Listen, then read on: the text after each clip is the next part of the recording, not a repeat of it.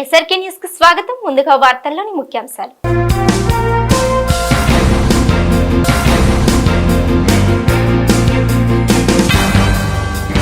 విద్యుత్ రంగంపై శ్వేతపత్రం విడుదల చేసిన సీఎం చంద్రబాబు, వైసీపీ చేసిన అప్పులపై ధ్వజం.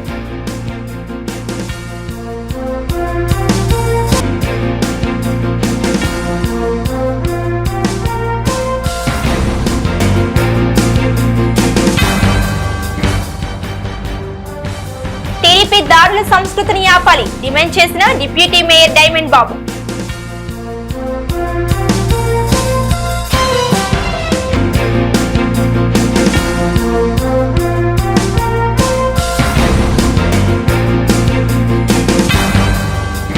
ఉచిత ఇసుక పాలసీపై ఎమ్మెల్యే రామాంజనేయులు హర్షం. రాష్ట్రాభివృద్ధి లక్ష్యమని స్పష్టం.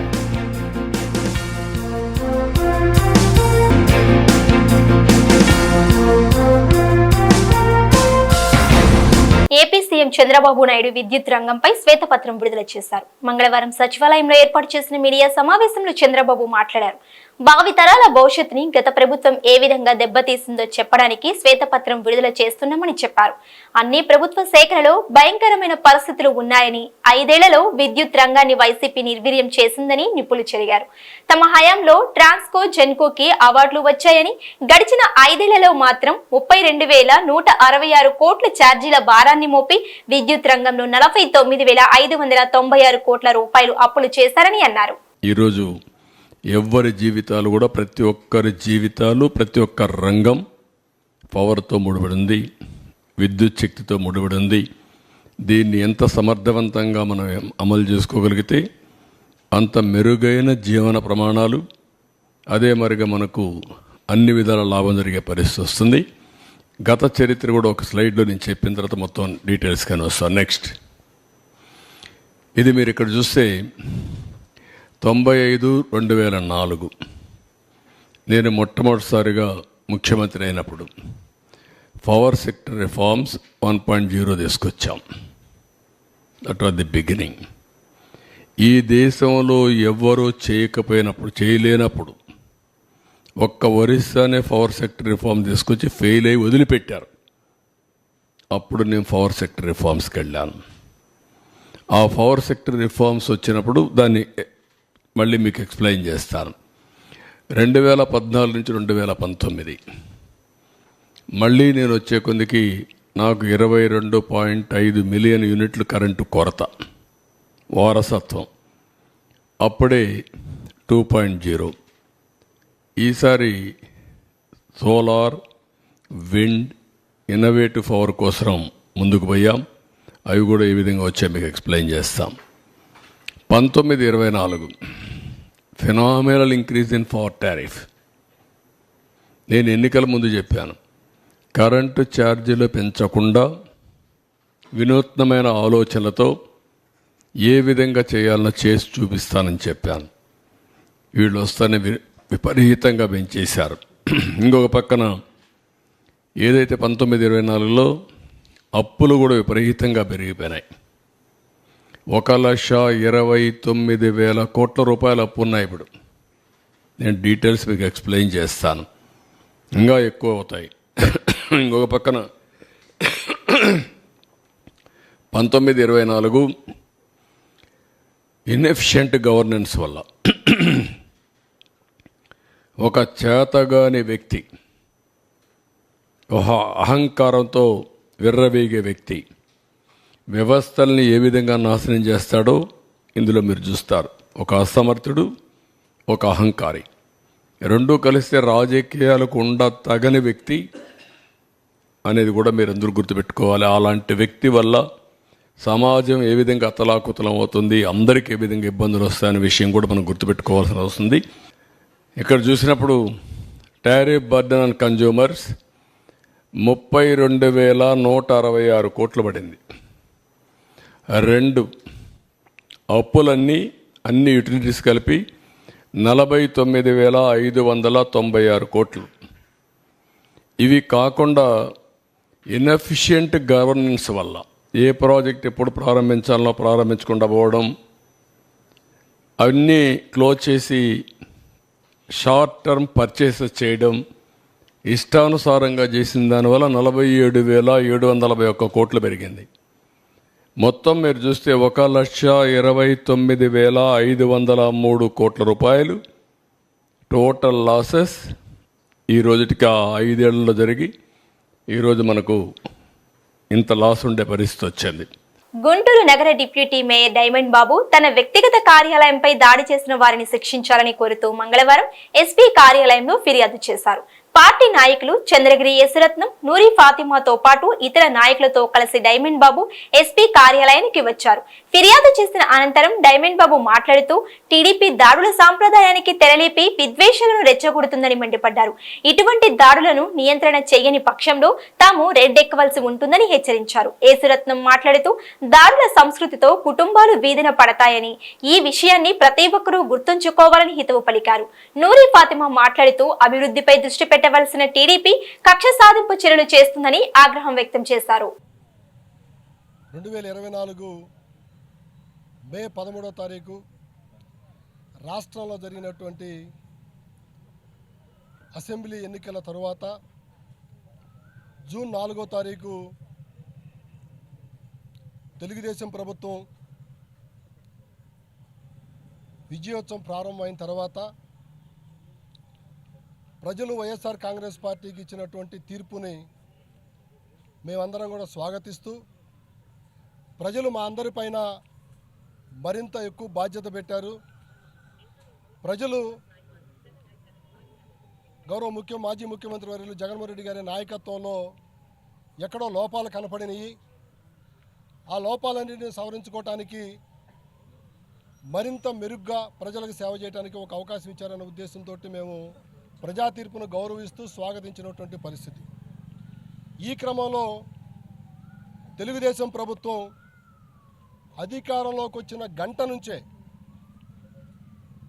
గత చరిత్రలో ఎన్నడూ లేని విధంగా 2019లో కూడా వైఎస్ఆర్ కాంగ్రెస్ పార్టీ 151 స్థానాలతోటి అత్యధిక భారీ మెజార్టీతోటి మేము గెలిచినప్పటికీ ఎక్కడో కూడా గుంటూరు నగరంలో కానివ్వండి, గుంటూరు పార్లమెంట్లో కానివ్వండి, గుండు సూది పడినంత శబ్దం కూడా కానటువంటి పరిస్థితులు, ఒక చిన్న ఇన్సిడెంట్ కూడా లేనటువంటి పరిస్థితులు 2019లో మా నాయకుడు జగన్మోహన్ రెడ్డి గారి నాయకత్వంలో మేము ప్రజలకు మరింత మెరుగైనటువంటి సేవలు అందించాలనే ఉద్దేశంతో మేము ముందుకెళ్ళినటువంటి పరిస్థితి ఆ రోజు. కానీ ఈరోజు పరిస్థితులు చూస్తూ ఉంటే పూర్తిగా దానికి భిన్నంగా జరుగుతూ ఉన్నాయి. ఎటువంటి ఇన్సిడెంట్లు జరుగుతున్నాయంటే గుంటూరు నగరంలో తెలుగుదేశం పార్టీ కావచ్చు, గతంలో ప్రజారాజ్యం పార్టీ కావచ్చు, జనసేన పార్టీ కావచ్చు, అందరం కూడా గుంటూరు నగరంలో ఉన్నటువంటి అన్ని రాజకీయ పార్టీల వాళ్ళని కూడా ఎక్కడైనా కలుసుకున్నా కూడా నాయకుల మధ్యలో ఒక మంచి స్నేహపూర్వకమైనటువంటి ఒక వాతావరణం గతంలో మేము చూసాం. కానీ మొన్న రిజల్ట్ దగ్గర నుంచి మరి ముఖ్యంగా గుంటూరు నగరంలో ఒక మంచి వాతావరణం.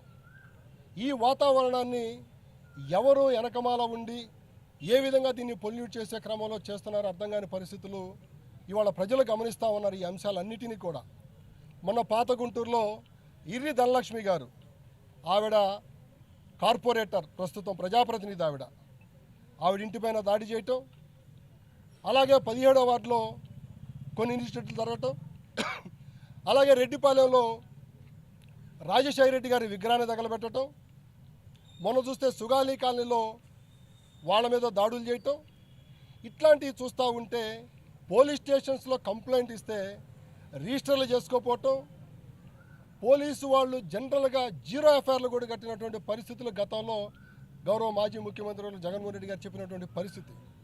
బాధితుడు ఎవరైతే పోలీస్ స్టేషన్కి వస్తాడో సత్వరమే వాళ్ళకి న్యాయం చేసినటువంటి బాధ్యత పోలీస్ వ్యవస్థపై ఉందని చెప్పి ఆ రోజు మా నాయకుడు చెప్పినటువంటి పరిస్థితి. ఇవాళ ఇన్సిడెంట్లు జరిగినా ఎవరైతే విధ్వంసం సృష్టించారో వాళ్ళ పేర్లు, వాళ్ళ ఇంటి అడ్రస్లు ఆధారాలతో ఇచ్చినా కూడా పోలీసులు ఎఫ్ఐఆర్ కట్టినటువంటి పరిస్థితిలో ఉంటే ఇవాళ పోలీసు వాళ్ళు ఏం చేస్తారనేది అర్థం కానటువంటి పరిస్థితి కనపడతా ఉంది. ఎందుకని మేము విషయాలు చెప్తా ఉన్నామంటే ఎక్కడైతే పోలీసు వ్యవస్థ పటిష్టంగా పనిచేస్తుందో, ఎక్కడైతే లా అండ్ ఆర్డర్ కంట్రోల్లో ఉంటుందో ప్రజలు ప్రశాంతమైన జీవన విధానాన్ని గడుపుతారంటానికి గుంటూరు నగరం చాలా ఉదాహరణలతో కూడుకున్నటువంటి అంశం. ఈ క్రమంలో పోలీసు వ్యవస్థ ఎఫ్ఐఆర్లు కట్టకపోవడంతో మాజీ రౌడీ షీటర్లు, గతంలో రౌడీ ఎలిమెంట్స్తో ఉన్నటువంటి వ్యక్తులందరూ కూడా వాళ్ళు ఎలా తయారయ్యారంటే, తెలుగుదేశం పార్టీ సభ్యులం కాబట్టి మనం తెలుగుదేశం పార్టీ నాయకుల అండదండలు మనకుంటే ఇక మనం ఏమి చేసినా కూడా చలామణి అవుతున్న ఉద్దేశంతో వాళ్ళకేదో ఒక సర్టిఫికెట్లు ఇచ్చినట్టుగా భౌతిక దాడులకు దిగటం, ఎప్పుడూ జరగనటువంటి విధంగా ఆఫీసులపైన దాడులు చేయటం, వ్యక్తిగత దూషణలకు దిగటం, ఇటువంటి పరిస్థితుల పరంపర కొనసాగుతున్నటువంటి పరిస్థితుల్లో మేము గత నెల రోజుల నుంచి అంశాలన్నింటినీ కూడా క్షుణ్ణంగా పరిశీలన చేస్తూ చూస్తూ ఉన్నాం. ఈరోజు నిన్న గౌరవ మాజీ ముఖ్యమంత్రి వర్యులు దివంగత నేత రాజశేఖర్ రెడ్డి గారి జయంతి ఉత్సవాల్లో పాల్గొని నేను నా యొక్క వ్యక్తిగత ఆఫీసుకి 1:30 సమయం నిన్న మధ్యాహ్నం వెళితే నా ఆఫీసు గేటు తాళాలు పగలగొట్టి గేటుని ఓపెన్ చేసేసుకొని లోపలికి వెళ్ళిపోయి పెద్ద పెద్ద బండరాళ్లతోటి లోపల అద్దాలు పగలగొట్టి డోర్లు రాకపోతే డోర్లు రాళ్లతో కొట్టి అక్కడి నుంచే నుంచొని ఎవరైతే వ్యక్తులు వచ్చి ఈ దాడి చేశారో ఆ వ్యక్తుల్లో ఒక వ్యక్తి రౌడీ షీటరు, ఆ వ్యక్తి అక్కడ నుంచొని అతను ఎవరో పని కట్టుకొని పురమాయించినట్టుగా, నువ్వు పోయి పలానా డిప్యూటీ మేయర్ ఆఫీసు పగలగొట్టు, డిప్యూటీ మేయర్ ఆఫీసు మీద దాడి చేయి అని పంపించినట్టుగా అతను బయట నా ఆఫీసు ముందు నుంచొని ఫోన్లో మాట్లాడినటువంటి చిత్రాలను కూడా మేము సీసీ ఫుటేజీలో తీసి నిన్న అరండలపేట సిఐ గారికి ఇవ్వడం జరిగింది, ఇవాళ ఎస్పీ గారికి కూడా ఇవ్వడం జరిగింది. గత నెల రోజుల క్రితం జరిగిన కౌంటింగ్లో మరి ప్రత్యేకంగా గుంటూరు జిల్లాలో చూసినట్టయితే ఎలక్షన్స్ కానీ ఆ తర్వాత కౌంటింగ్ కానీ చాలా ప్రశాంతమైన వాతావరణంలో నాకు తెలిసేసి ఎక్కడ కూడా ఎఫ్ఐఆర్లు మరి రిజిస్టర్ కాకుండా జరిగినాయి, అవసరం లేకుండా. ఎందుకంటే చెదురుమదురు ఏదో ఎలక్షన్ అన్న తర్వాత ఇది తప్ప ఎక్కడ కూడా పెద్ద చెప్పుకోదగిన ఇన్సిడెంట్స్ లేవు. కానీ ఎప్పుడైతే కౌంటింగ్ అయిన తర్వాత మన గుంటూరు నగరంలో కానీ చుట్టుపక్కల కానీ జరిగే కొన్ని సన్నివేశాలు, కొన్ని ఇన్సిడెంట్స్ చూస్తే చాలా బాధాకరంగా ఉంది. చాలా సందర్భాల్లో మేము తెలియపరుస్తున్నాం. ఎందుకంటే ఎలక్షన్స్ వరకెళ్ళనే చూడాలా, ఆ తర్వాత ఇదేదో శత్రుత్వం, తర్వాత ఇదేదో మళ్ళీ ఫర్దర్గా 5 years మనం కొట్టుకోవాలి, తిట్టుకోవాలనే భావం వదిలేసేసి, ఎందుకంటే ఈరోజు నిన్న జరిగిన ఇన్సిడెంట్ డైమండ్ బాబు గారు అందరికీ నోట్లో నాలుకలాగా ఉంటారు. మరి నెల రోజులు దాటిన తర్వాత ఎందుకు ఈ దుర్మార్గమైన ఇన్సిడెంట్ జరిగిందనేది మనం బేరీ చేసుకుంటే, నేను ఒకటే తెలుగుదేశం నాయకులకు కానీ తెలుగుదేశం కార్యకర్తలకు కానీ నేను ఒకటే చెప్తున్నాను, ఇలాంటిది జరిగితే ప్రజలు చూస్తున్నారు. ఎందుకంటే డెఫినెట్గా మీకు మంచి మెజారిటీ ఇచ్చేసి మీకు పట్టం కట్టారు. సో మీరు చక్కగా అడ్మినిస్ట్రేషన్ చేసి, ఎందుకంటే పరిపాలన అంటే కేవలం మరి సంక్షేమమే కాదు, అదేవిధంగా డెవలప్మెంటే కాదు, లా అండ్ ఆర్డర్ కూడా చాలా ఇంపార్టెంట్ అనేది. ఏ రాష్ట్రంలోనైనా ఏ దేశంలోనైనా లా అండ్ ఆర్డర్ కింద దెబ్బతిన్నదంటే మళ్ళీ ఆ ప్రభుత్వాలు దెబ్బతినే అవకాశం ఉంది. కాబట్టి ఇది నాయకులకి అదేవిధంగా ఎవరైతే ఈ కార్యక్రమాల్లో పార్టిసిపేట్ చేస్తున్నారో వాళ్ళకు కూడా నేను మెసేజ్ ఇస్తున్నాను మీడియా ద్వారా. ఇప్పుడు చూస్తున్నారు జరిగిన సంఘటనలో, దురదృష్టకరమైన సంఘటనలు గత 5 ఏళ్ళలో ఏదన్నా 1 జరిగి ఉంటే ఇప్పుడు మీ అందరికీ తెలిసి నేను ప్రత్యేకంగా చెప్పాల్సిన పని లేదు. ఈరోజు ఎవరైనా సరే వాళ్ళని ఆదుకునే వాళ్ళు ఉన్నారా?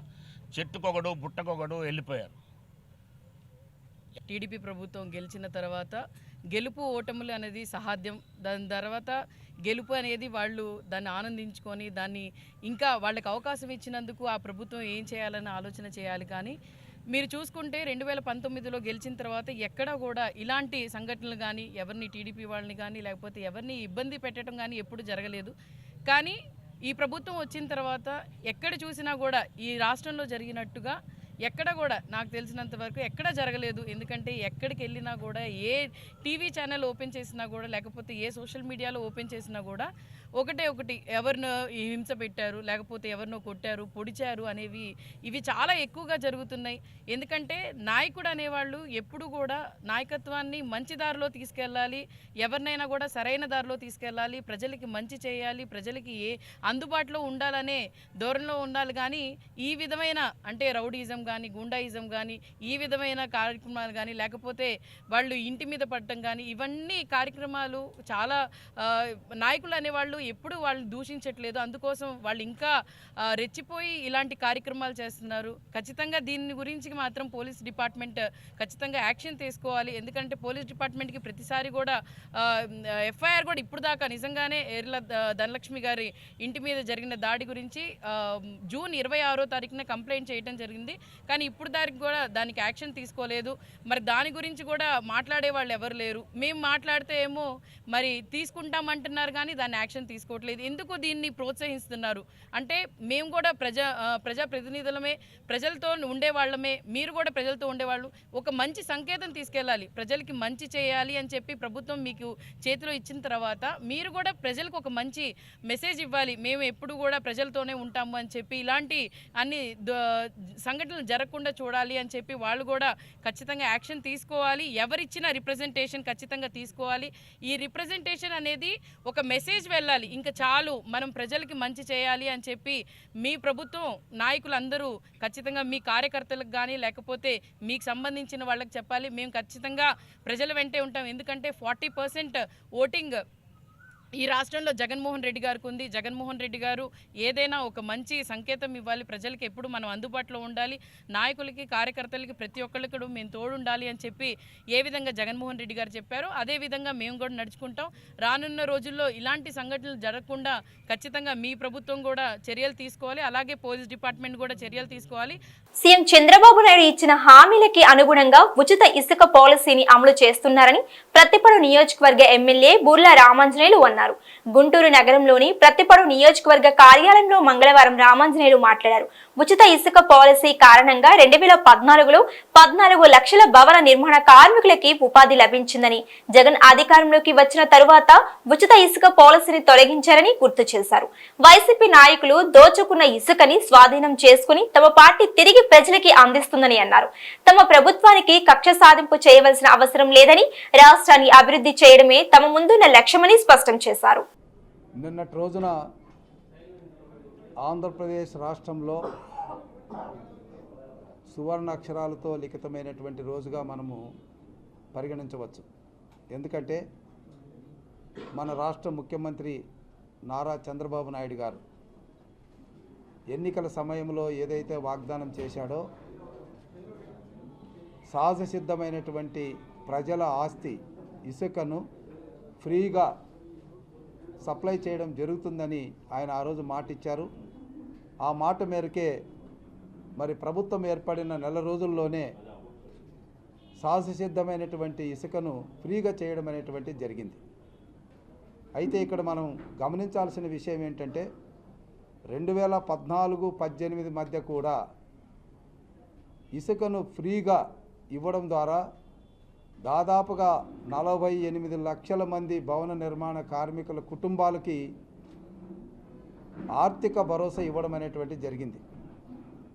సంవత్సరానికి 280 రోజులు పైగా భవన నిర్మాణ కార్మికులకి ఆ రోజు పని దొరికింది. అంతేకాకుండా ఇల్లు నిర్మించుకునే వాళ్ళకి 5 లక్షలతో ఇల్లు నిర్మించుకుంటే దాదాపుగా ఒక 20-30 వేల రూపాయల్లోనే ఇసుకతో ఇల్లు పూర్తయ్యేటటువంటి పరిస్థితి ఆ రోజు ఉండేది. కానీ జగన్మోహన్ రెడ్డి వచ్చిన తర్వాత ఫ్రీగా ఉన్నటువంటి పాలసీని టెండర్ల ద్వారా తన బినామీ సంస్థకు ఇవ్వడం ద్వారా ఇసుక యొక్క ధరను ఆకాశాన్ని అంటించాడు. అంటే 5 లక్షల ఇల్లుకి 3 లక్షల వరకు ఇసుక కోసమే ఖర్చు పెట్టినటువంటి వైనాన్ని మనం చూసాం. అంతేకాకుండా భవన నిర్మాణ కార్మికులు దిక్కు తోసలేనటువంటి పరిస్థితుల్లో వలస కార్మికులుగా మారారు.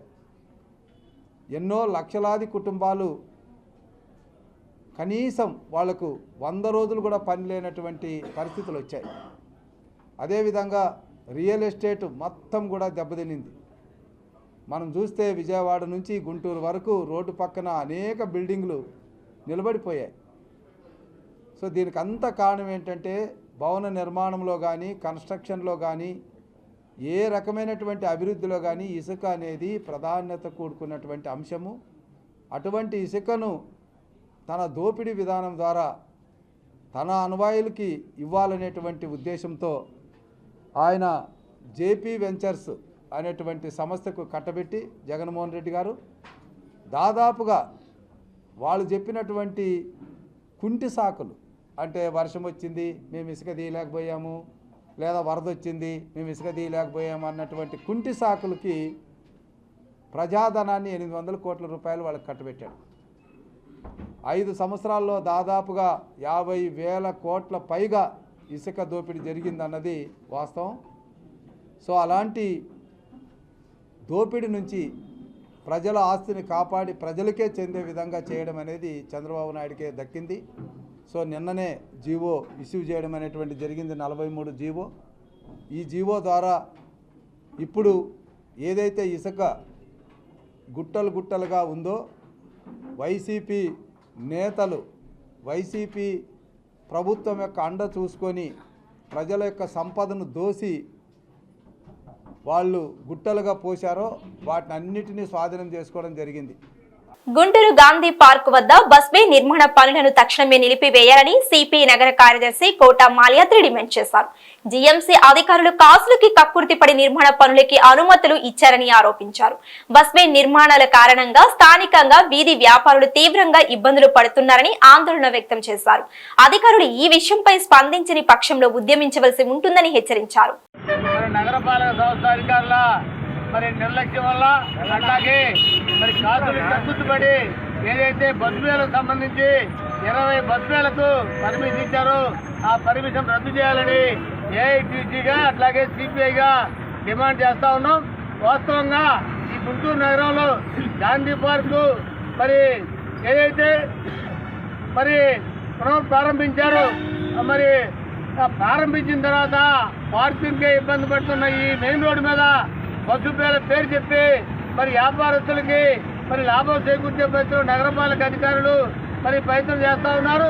దీన్ని ఇప్పటికే కోర్టులో ఉంది. కోర్టులో కూడా స్టే ఇవ్వడం జరిగింది. బస్సు పేర్లను వెంటనే నిలుపుదల చేయాలని అధికారుల దృష్టికి కూడా తీసుకెళ్ళాం. అయినప్పుడు కూడా మళ్ళా దాన్ని కట్టుకునే ఆలోచనని చేస్తూ ఉన్నారు. దీనివల్ల ఇప్పుడున్నటువంటి ఆటోలు నమ్ముకొని గత 20 సంవత్సరాలుగా బతుకుతున్న అనేక మంది, అట్లాగే చిరు వ్యాపారులైనటువంటి చిన్న చిన్న వ్యాపారం చేసుకొని బతుకుతున్నటువంటి చిరు వ్యాపారానికి సంబంధించి చెరుకు రసాలు కానివ్వండి, అట్లాగే నిమ్మకాయలు అమ్ముకొని, కొండలు అమ్ముకొని, మొక్కలు అమ్ముకొని జీవనం కొనసాగిస్తున్న అందరూ కూడా ఇవాళ రోడ్డు పడే పరిస్థితుంది. కాబట్టి దీన్ని నిలుపుదల చేయాలని ఏఐటీసీగా డిమాండ్ చేస్తా ఉన్నాం. లేని పక్షంలో ఆందోళన ఉధృతం చేస్తామని, ఇది నగర ఉద్యమంగా కాకముందే 20 బస్సులని వెంటనే నిలుపుదల చేయాలని సిపిఐగా డిమాండ్ చేస్తా ఉన్నాం. గుంటూరు జిల్లా కలెక్టర్ నాగలక్ష్మి మంగళవారం జిల్లాలోని ఇసుక రీచ్లను ఆకస్మికంగా పరిశీలించారు. స్థానిక అధికారులతో మాట్లాడి ఇబ్బందులు, ఆ సమస్యకి పరిష్కార మార్గాలపై చర్చించారు. వినియోగదారులకు ఎక్కడా ఎటువంటి ఇబ్బందులు తలెత్తకుండా ఇసుక సరఫరా జరిగేలా చూడాలని అధికారులకు ఆదేశాలు జారీ చేశారు. రాష్ట్రంలో ఉచిత ఇసుక పాలసీతో సీఎం చంద్రబాబు నాయుడు సరికొత్త చరిత్రను లిఖించారని గుంటూరు పశ్చిమ నియోజకవర్గ ఎమ్మెల్యే గల్లా మాధవి అన్నారు. ప్రభుత్వం ఉచిత ఇసుక పాలసీని అమలు చేస్తున్న నేపథ్యంలో మంగళవారం గల్లా మాధవి భవన నిర్మాణ కార్మికులతో ముచ్చటించి వారికి స్వీట్లు పంచిపెట్టారు. ఈ సందర్భంగా మాధవి మాట్లాడుతూ గత ప్రభుత్వం ఉచిత ఇసుక పాలసీని నిర్వీర్యం చేసి ప్రజల్ని దోచుకుందని దుయ్యబట్టారు. రాష్ట్రాన్ని అభివృద్ధి చేయడానికి చంద్రబాబు నడుం బిగించారని, ఆయన అడుగుజాడల్లో నడుస్తూ నియోజకవర్గాన్ని అభివృద్ధి చేస్తామని భరోసా ఇచ్చారు. ఒక అద్భుతమైన మరొక అంకం రాష్ట్రంలో మొదలైందండి. శాండ్ పాలసీ గడిచిన 5 సంవత్సరాలుగా అన్ని రకాలైన కార్మికులు, బిల్డర్సు, కన్స్ట్రక్షన్ ఉన్న వాళ్ళు ప్రతి ఒక్కరు కూడా ఎన్నో రకాలైన ఇబ్బందులు పడుతూ ఉన్నారు. లాస్ట్ గవర్నమెంట్ ఇసుక పాలసీ వల్ల ఒక టన్ను 1500 నుంచి 2000 రూపాయలకు కూడా వాళ్ళు ఛార్జ్ చేసి, అది కూడా క్యాష్ రూపంలో కట్టించుకొని భయంకరమైన అవినీతికి పాల్పడి ఇసుక బకాసురులాగా తయారైపోయి రాష్ట్రం మీద పడి ఎంతవరకు ఈ భవన నిర్మాణ కార్మికులను కానివ్వండి, లేకపోతే ఈ కన్స్ట్రక్షన్ బిజినెస్ని కానివ్వండి, ఎంత మేరకు దాన్ని డిస్ట్రాయ్ చేయాలో, ఎంత మేరకు ఛిద్రం చేయాలో అంత మేరకు జరిగిపోయింది. ఏ ఒక్కరికి పనులు లేక, ఇక్కడ మంచి సరైన బిజినెస్ లేక ప్రతి ఒక్కరు పక్క రాష్ట్రాలని చూడడం జరిగింది. మరీ తక్కువ స్థాయిలో అంటే ఈరోజు రెక్కాడితే కానీ డొక్కాడదు అనే పరిస్థితిలో ఉన్న కార్మికులు కూడా ఎన్నో రకాలైన ఇబ్బందులు పడ్డారు వాళ్ళకి పనులు లేక. ఈరోజు చంద్రబాబు నాయుడు గారు వచ్చి రాగానే 30 రోజుల్లో ఫ్రీ శాండ్ పాలసీని తీసుకొస్తాను అని ఏ విధంగా అయితే మాట చెప్పారో 30 రోజులు గడవక ముందే నెలలోపుగానే 20 రోజుల్లోనే ఈరోజు ఆయన అన్నమాట ప్రకారం శాండ్ పాలసీని రిలీజ్ చేశారు. ఫ్రీ శాండ్ని ప్రతి ఒక్కరికి అందజేయబోతూ ఉన్నారు. అదేవిధంగా డిజిటలైజేషన్ చేయడం వల్ల ట్రాన్స్పరెన్సీ పూర్తిగా ట్రాన్స్పరెన్సీ మెయింటైన్ చేస్తున్నారు. ఎలాంటి అవినీతికి కూడా ఆస్కారం లేని విధంగా దాని రూపకల్పన చేయబోతూ ఉన్నారు.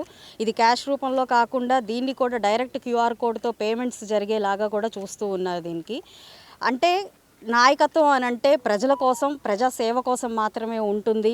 వారి స్థితిగతులు బాగుపడడానికి డెవలప్మెంట్ ప్రాసెస్లో ఈ ముందుకు వెళ్ళే విధంగా నాయకత్వం ఉంటుంది. కానీ ప్రజల్ని అన్ని మేరకి పీక్కొని తిని వారిని ఎన్ని విధాలుగా అయితే మనం బలి చేయాలో అన్ని విధాలుగా బలి చేసి వారి మీద పెత్తనం చేస్తూ మళ్ళీ సంక్షేమ పథకాల రూపంలో వారి ఇంటి వద్దకే మేము వచ్చి ఏవో ఇచ్చాము అని చెప్పి కళ్ళబొల్లి మాటలు చెప్పి వారిని మభ్యపెట్టి 5 ఏళ్ళు పరిపాలించారు వైసీపీ నాయకులందరూ కూడా. ఆ ప్రభుత్వ విధి విధానాలన్నీ కూడా అలాగే ఉన్నాయి, ప్రతి అంశంలో కూడా అలాగే ఉన్నాయి. ఆఖరికి ఇసుక కూడా తినే పరిస్థితికి వచ్చారు. పర్యావరణాన్ని కూడా పట్టించుకోకుండా అక్రమ తవ్వకాలకి చేపట్టారు. వారి నాయకులకే అవన్నీ అప్పచెప్పి పూర్తిగా ఈ వ్యవస్థనే నాశనం చేసే ప్రయత్నం చేశారు. డెవలప్మెంట్ అనేది ముందుగా ఇసుక సిమెంట్ దగ్గర నుంచే ప్రారంభం అవుతుంది. ఏ నిర్మాణానికైనా అవే ముఖ్యంగా కావాల్సినవైతే ఈరోజు వాటిని దూరం చేసి ఏ నిర్మాణానికి నోచుకోకుండా ఆంధ్ర రాష్ట్రం పూర్తిగా ఛిద్రమైన పరిస్థితి మనం చూస్తున్నాము. రోడ్డు వేయాలన్నా కూడా కావాల్సిన బేసిక్ ఇసుక సిమెంటు కంకరను కూడా తినేసి అవి కూడా లేకుండా రాష్ట్రం అనేది అభివృద్ధి అంటే ఏంటో తెలియకుండా ఆమడ దూరంలో పరిగెత్తేలాగా ఈరోజు వైకాపా ప్రభుత్వం మన రాష్ట్రాన్ని నుంచోబెట్టింది. ఇలాంటి పరిస్థితుల నుంచి మనం బయటేస్తూ చంద్రబాబు నాయుడు గారు వచ్చి రాగానే ఎన్నో అద్భుతమైన విషయాల మీద సంతకాలు పెట్టి ప్రజలందరి మనసుల్లో వారి కళ్ళల్లో నిజమైన ఆనందాన్ని చూస్తూ వచ్చారు. అందులో భాగంగానే ఇసుక పాలసీ కూడా ఇదొక అద్భుతమైన నిజమైన నిర్ణయము. అలాగే ఇక్కడ ఎంతోమంది భవన కార్మికులు ఈరోజు వారి ఆనందం వారి కళ్ళల్లో మనం చూస్తున్నాము. 6-7 నెలల నుంచి అసలు కనీసం ఈ 4 సంవత్సరాలుగా 6 రోజుల్లో 2 రోజులు మాత్రమే పని ఉండేది మాకు. మిగతా 4 రోజులు మేము ఇంట్లో పస్తులు ఉండాల్సిన పరిస్థితి ఉంది. ఈరోజు మాకు ఎంతో ఆనందంగా ఉంది. మాకు చేతి నిండా పని ఉంది. మాకు మా జీవితానికి ఎలాంటి భరోసా అంటే మాకు చాలా ధైర్యంగా ఉంది. ఈరోజు మేము ఎక్కడైనా ఉండగలుగుతాము, ఏ పనైనా చేసుకొని బ్రతకగలుగుతామనే ఆశని ధైర్యాన్ని ఈరోజు వ్యక్తం చేస్తున్నారు ఈ ప్రభుత్వం పట్ల. నిజంగా ఇది అద్భుతమైన విషయం. ప్రతి ఒక్కరం కూడా ఈరోజు చంద్రబాబు నాయుడు గారికి ఎన్డీఏ కూటమికి కృతజ్ఞతాభివందనాలు చెప్పుకుంటున్నాను. ఇలాంటి కార్మికుల తరపున అలాగే భవన నిర్మాణ యాజమాన్యాల తరపున కూడా నేను సీఎం సార్కి థ్యాంక్ యూ సీఎం సార్ అని చెప్పాలనుకుంటున్నాను. వార్తలు ముగించే ముందు ముఖ్యాంశాలు మరోసారి.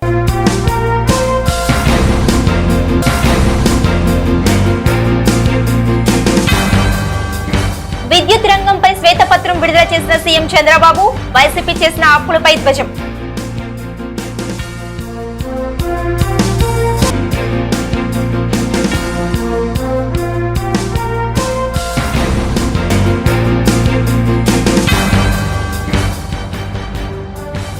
టీడీపీ దాడుల సంస్కృతిని ఆపాలి డిమాండ్ చేసిన డిప్యూటీ మేయర్ డైమండ్ బాబు.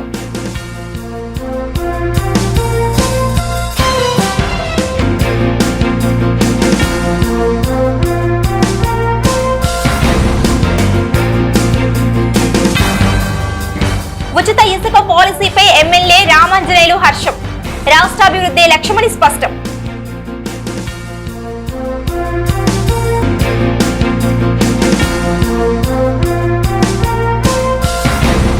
ఈ వార్తలు ఇంతటితో సమాప్తం. నమస్కారం.